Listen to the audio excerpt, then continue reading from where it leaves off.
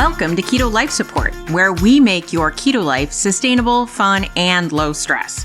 I'm Kim Howerton, and I'll be coming to you weekly with some of my keto besties to bring you the practical, real-world keto advice that you need. Quick disclaimer, I am not a doctor, and even if we do have a doctor in the house from time to time, he or she is not your doctor, and nothing we say on this show should be taken as medical advice. Always check in with a trusted medical professional about your own personal medical concerns. Hey, it's Kim Howerton. Welcome. Today we're talking about the same thing everyone is talking about. We're talking about Ozempic. But I promise this will be interesting, at least if you're geeky. So join me for this discussion of Ozempic.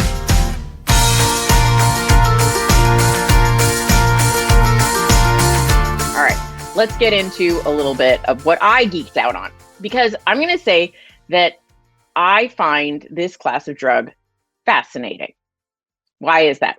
Ozempic is a name brand for a class of drugs called GLP-1 agonists, glucagon-like peptide 1. Our body makes it.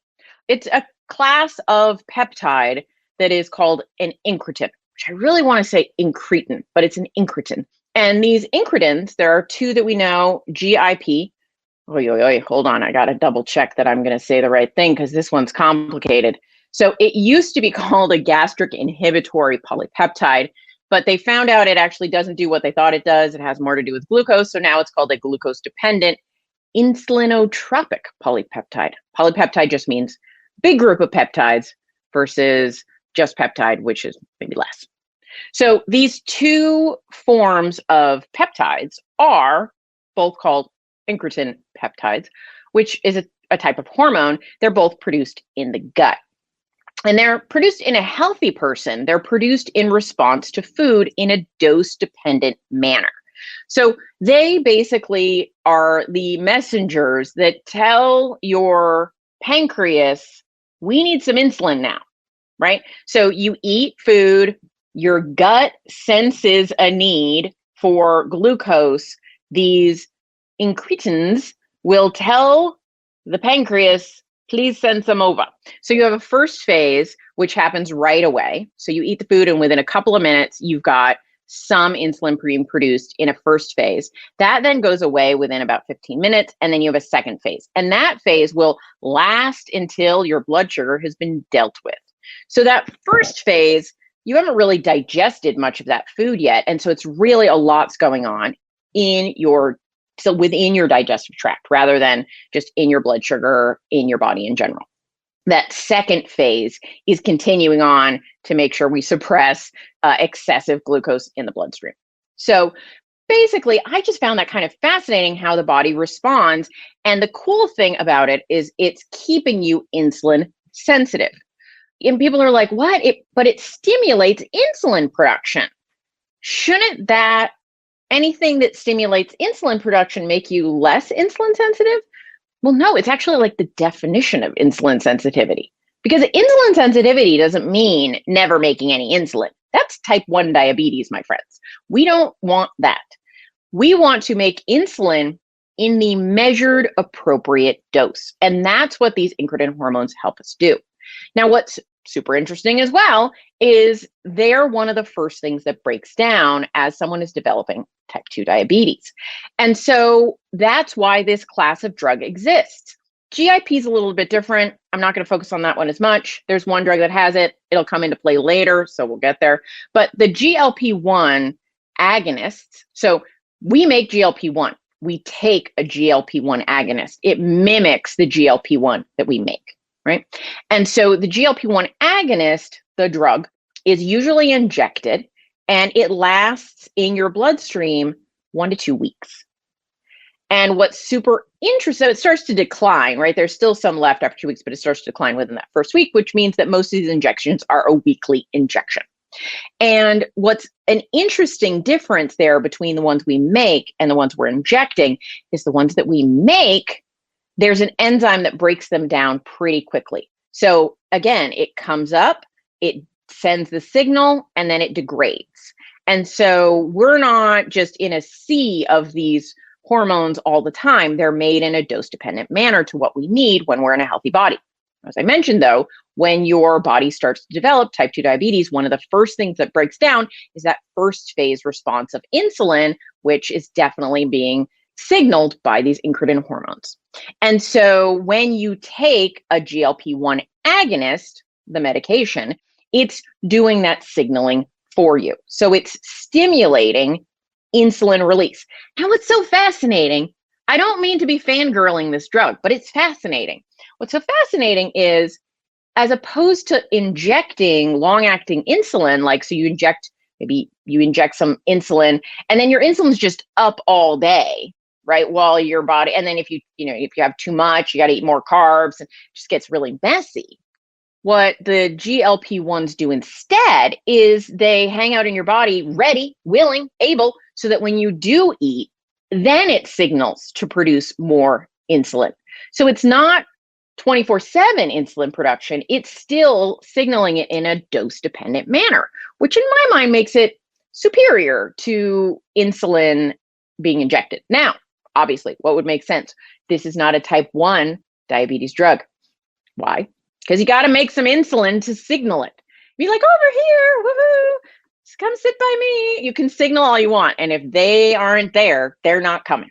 So if somebody has gotten so significantly sick with type 2 diabetes that they've lost beta cell function completely, or they don't have it, they're a type 1 diabetic, although you could argue, I guess, that they've now type 2 who now has lost the function of their pancreas is similar to a type 1. So ultimately, you got to make some insulin for these drugs to be functional. So I'm not saying they cover all needs, but if your pancreas is capable of making insulin, they can be really interesting in that way.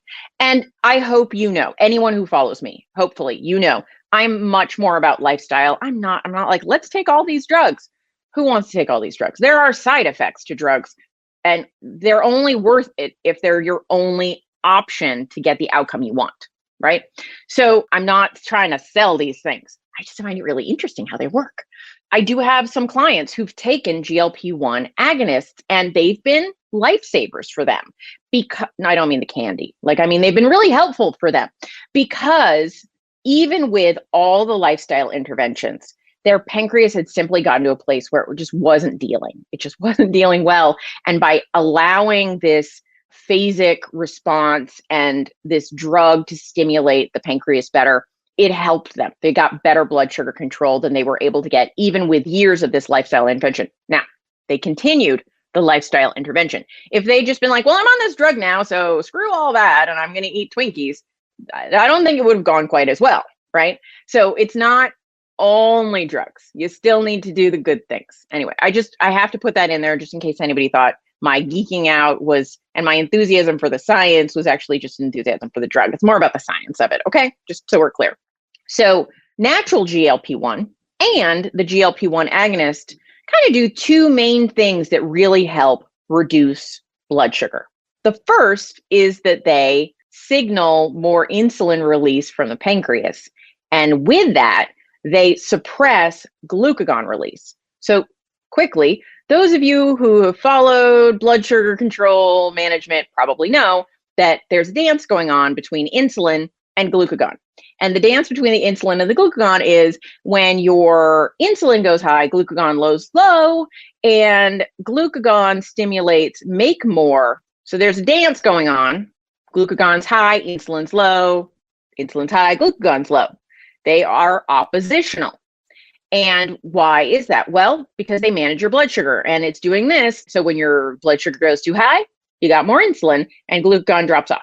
When your blood sugar goes really low, the insulin has dropped off and the glucagon goes up. So it's this dance, and insulin is basically saying, put away the glucose, and glucagon is like, take it out. So we've got this dance to try and maintain stable blood sugars. And that works great, super great in a healthy person. But when someone develops type 2 diabetes, this dance is broken. It's not happening in proper rhythm. And so in a type 2 diabetic, they might have high insulin and high glucagon, which is nutso McNutso. But that's basically saying the body can be like trying to fight off all this glucose we got while the liver is still being signaled to pump more out. That's problematic, right? Because if you got too much blood sugar in your bloodstream, You don't want the factory to be producing more sugar. And that's what high glucagon is telling it to do. So this drug works in two ways. It increases insulin and it decreases glucagon. So you don't get that inappropriate glucagon response.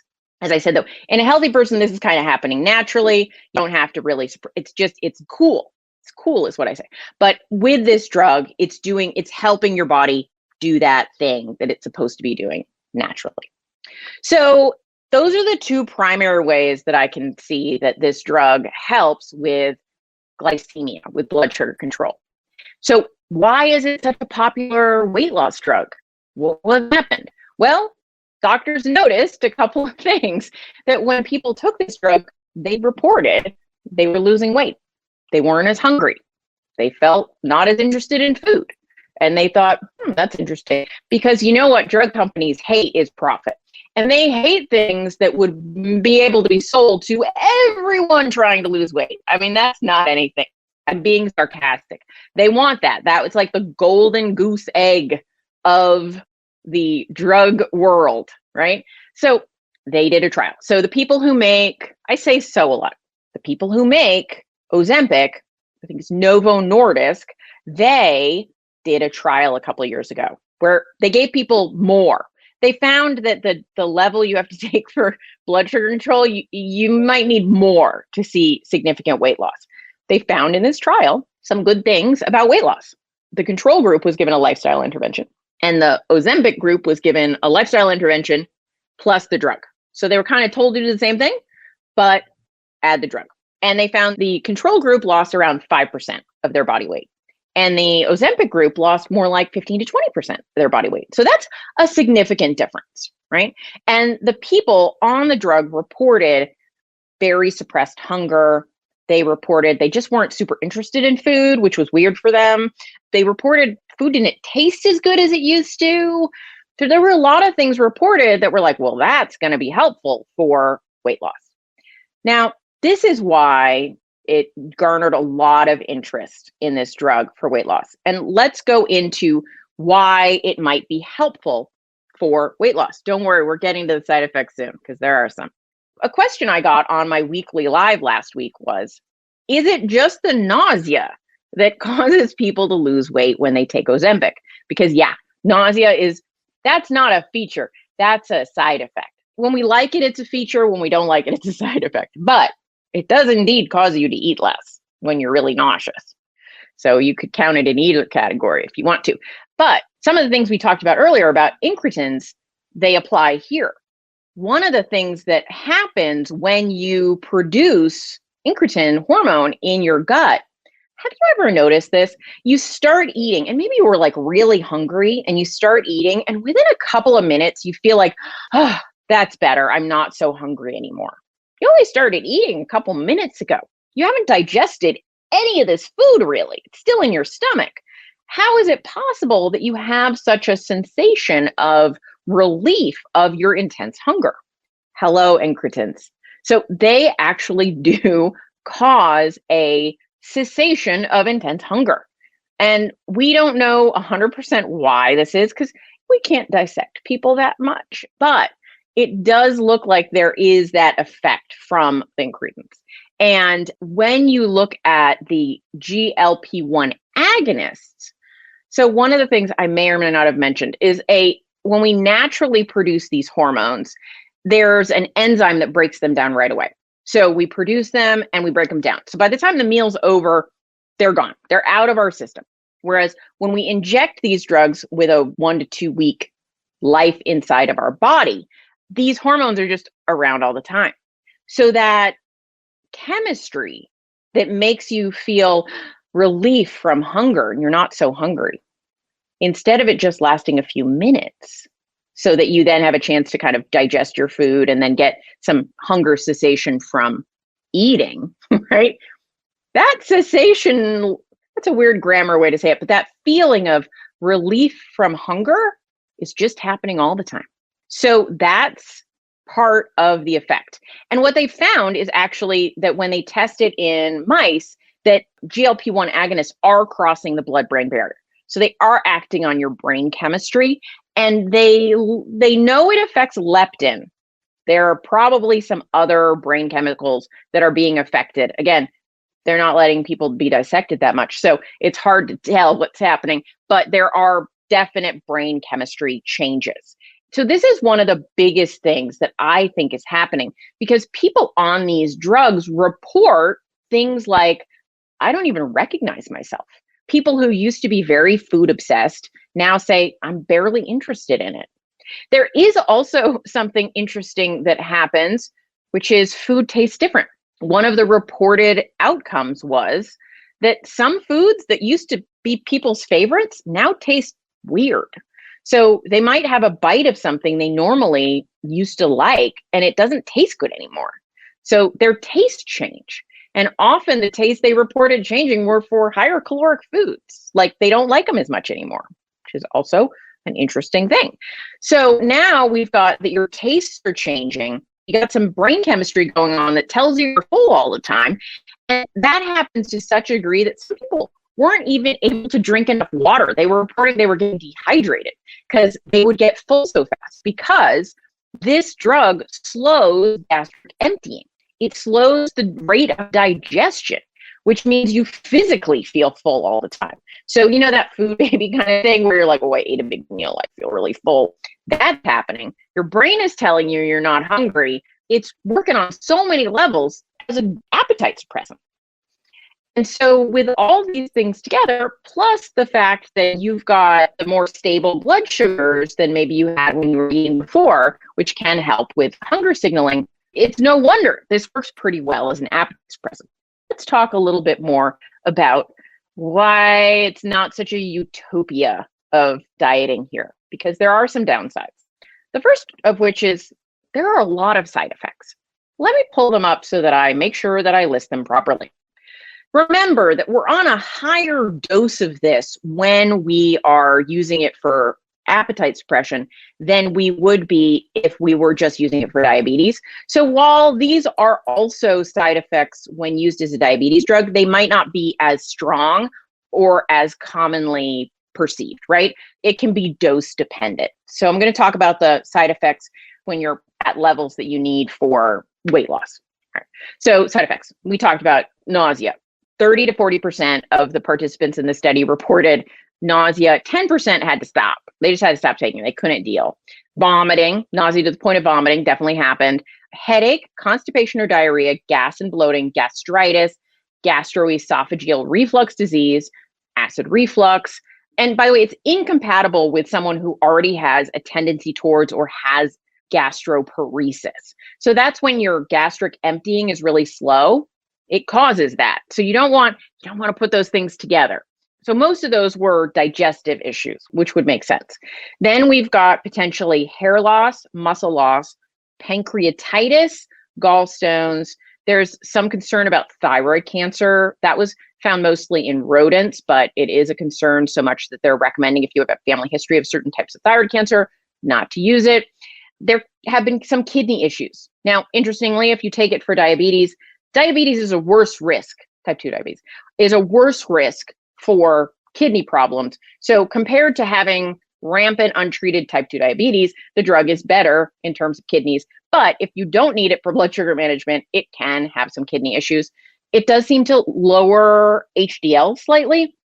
And as I mentioned, the muscle loss. Now, we're not 100% sure if the hair loss and the muscle loss, and even the gallstones, are due to the rapid weight loss or there's some other mechanism. But we do know that these are what are seen when people are on these drugs.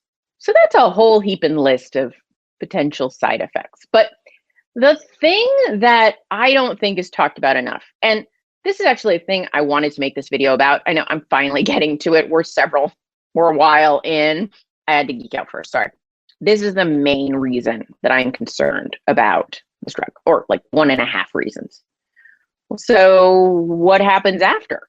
So you take this drug, you're like, I'm willing to deal with being nauseous for the next year to lose 100 pounds. I'm like, I'm okay with that, I'll do it. And then you get to the end of the year and you've lost your 100 pounds. You feel good about the weight loss. And now what? Well, when they did this drug trial and people were only given it for the trial period, and then they monitored them after they went off it. Within 1 year of going off this drug, 2/3 of the weight had been regained. Now, based on what I know about weight regain statistics, in my mind, that means it's probable that by the end of 2 years, all the weight has been regained on average, right? 1 or 2 people may totally still be successful, and several people may have gained quite a bit more than they lost, right? It's all an average. But that's not good. The point of weight loss is not the act of losing the weight. The point of weight loss is maintaining the weight loss once you've lost it. Doesn't matter, because actually yo-yoing up and down and up and down and up and down is worse for your health than maintaining a slightly chubbier physique, right? Why is that? Well, when you lose the weight, especially rapidly, rapid weight loss is potentially more dangerous than slow weight loss. Now, I'm not saying it's healthier to be 500 pounds than to be, 150 pounds. That's not what I'm saying. What I'm saying, though, is if you're 500, 150, 500, 150, that's bad. You don't want to do that kind of bouncing, because especially when you do this weight loss really rapidly, as happens on these drugs, because you don't want food anymore, that muscle loss is extreme. It's a lot more extreme than if you lose that weight slowly. And now you're in a smaller body at the end. So you've lost 100 pounds, you've gone from 300 pounds, 200 pounds, and you're just naturally, a smaller body has a lower metabolic rate. Just there's less of you to carry around. But now you've also lost a bunch of muscle, which further lowers your metabolic rate. So you have less muscle mass than the other 200-pound person who never went on a diet, right? Or who went on a diet and lost weight slowly. And then you regain all that weight, and most of it's going to be body fat. So with each successive up, down, so you're like gaining fat, losing muscle and fat, gaining fat, losing muscle and fat. It's worse every time. Your body composition is getting worse every time you yo-yo. So you don't want to yo-yo. I don't think that's news to anybody that you don't want to yo-yo, but it's good. So why is it better to lose the weight gradually and not on a drug? Now, I'm going to stop for a second and say, if you have a problem that you're going to die, that is potentially fatal if you don't lose this weight very quickly, I'm not talking to you. I'm talking to the 99% of you who are just trying to fix your health, be healthier, and be in a smaller body that's easier to move around in, right? If those are your goals, here's why I am really opposed to using these types of drugs.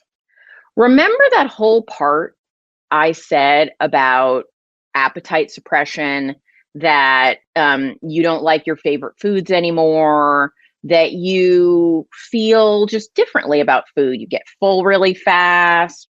Let me give you an analogy, because I love analogies. They're my thing. I don't really like alcohol. I mean, I'll drink an alcoholic drink, and if you put enough frou-frou stuff in it, I can think it's yummy. But I can tell you I've never in my life had a craving for alcohol. Never. Not a one time.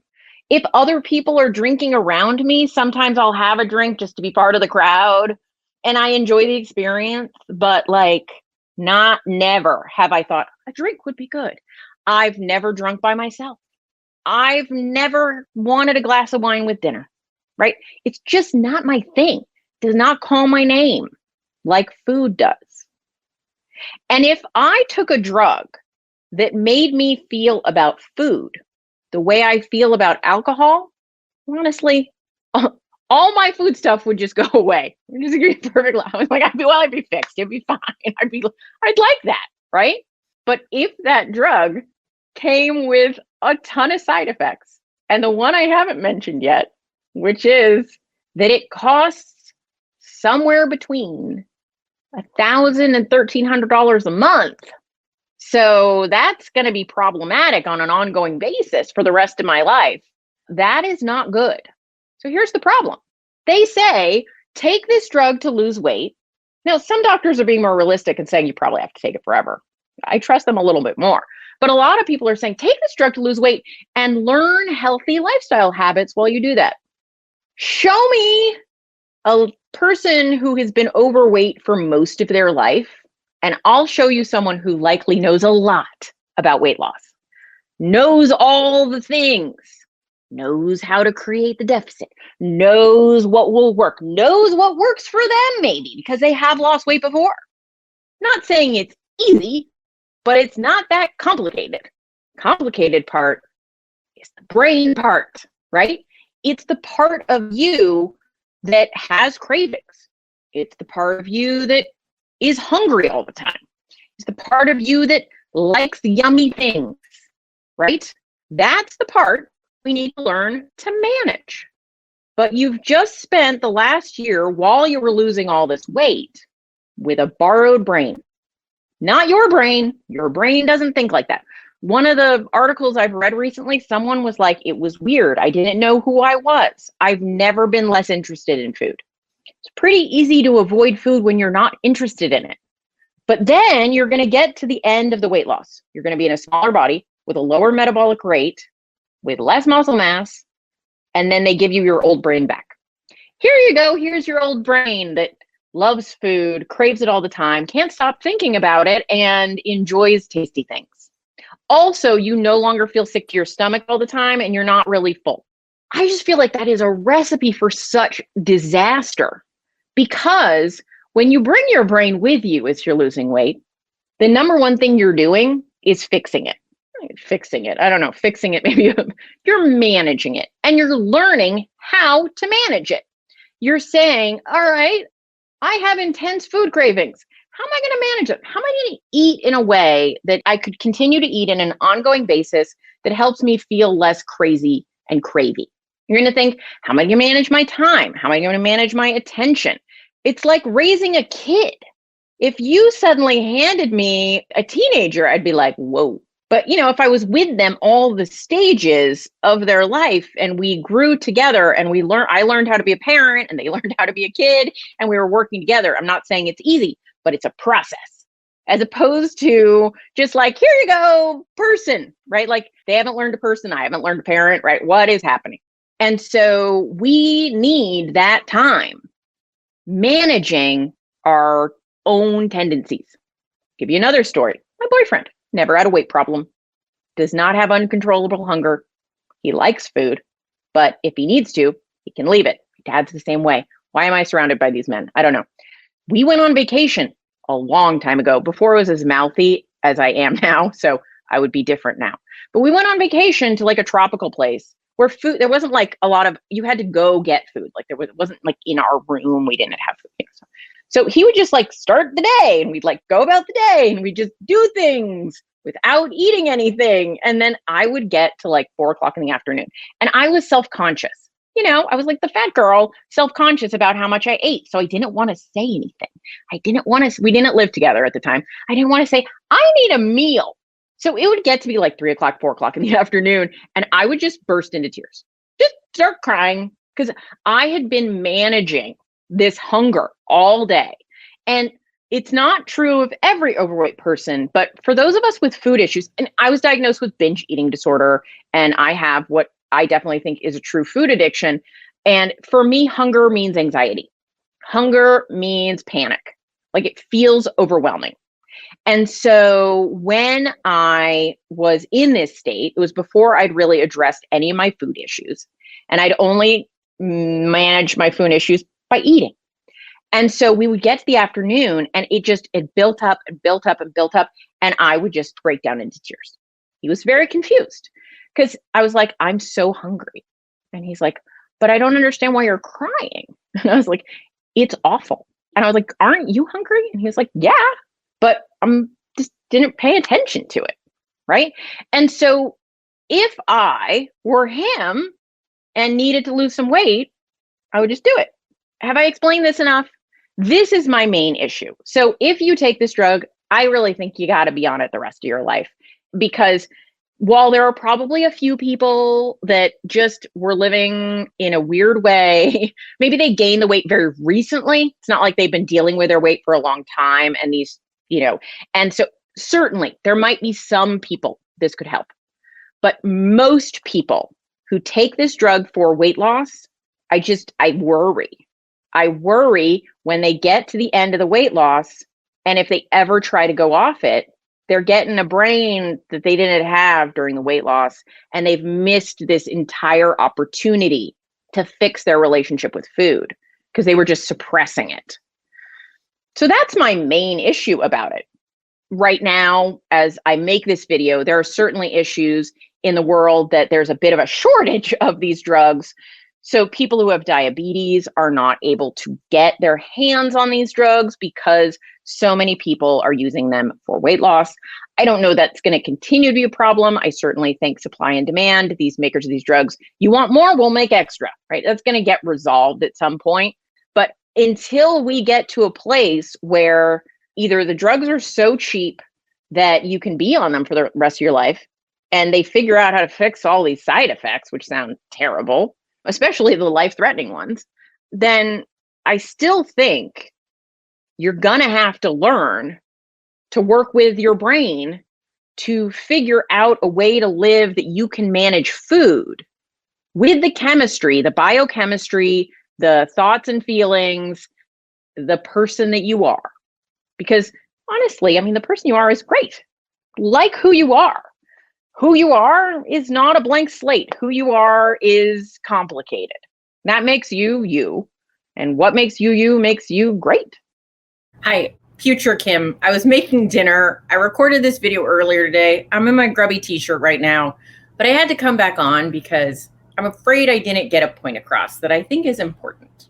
Weight loss is really hard, and that you might want a magic pill, that you might want to take a drug that makes it easier, that you might want to put down that brain that makes this so hard.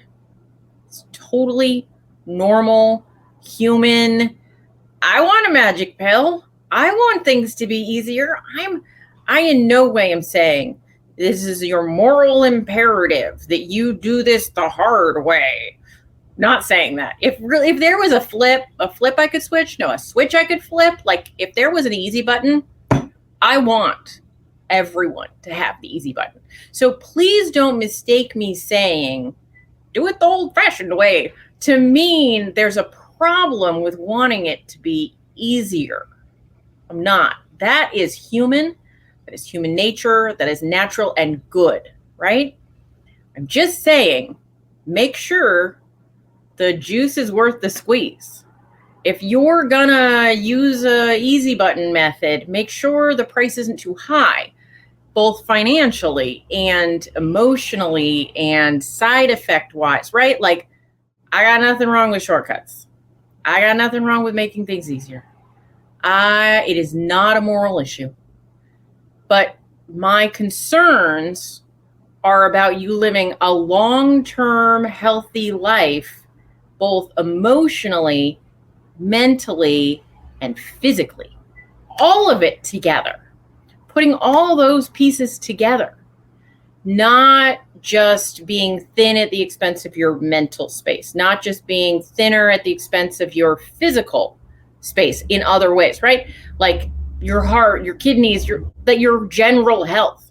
There needs to be a balance between sanity, physical health, and liking the way you look. So you might be like, this was not needed, Kim. You got the point across. But I just was thinking, like, I don't want this to seem like a moralistic issue, that like drugs are bad and work is good, right? It's just reality. Sometimes the shortcuts shortchange you.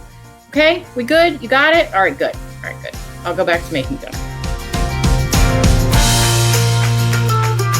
Thank you so much for joining us for this episode of Keto Life Support. Want more information?